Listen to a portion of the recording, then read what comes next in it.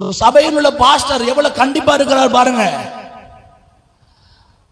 வார வாரம் ஆண்கள் கூட்டம் சபையில வைக்கிறாரா, வச்சுட்டு எல்லாருடைய செல்போனை வாங்கி ஹிஸ்டரியை செக் பண்றாரு.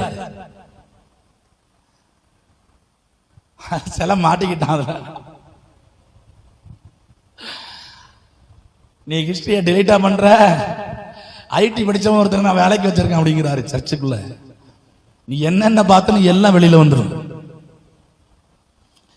நான் சொல்றேன், இங்கே இவ்வளவு சிஸ்டமேட்டிக் இருக்குது. இந்த மூளையை கொடுத்த ஆண்டவர் பரலோகத்தில் எவ்வளவு சிஸ்டமேட்டிக் வச்சிருப்பாரு. இந்த மார்ச் 10ஆம் தேதி 12ஆம் மணில இந்த பாவம் செஞ்சேன்னு துல்லியமா எழுதி வச்சிருப்பா. இந்த நாள்ல இந்த நபரை நீ ஏமாற்றினாயின்னு எழுதி வச்சிருப்பா. இந்த நாள்ல இந்த மணி வேளையில ஆபாசப்படம் பார்த்தேன்னு எழுதி வச்சிருப்பா.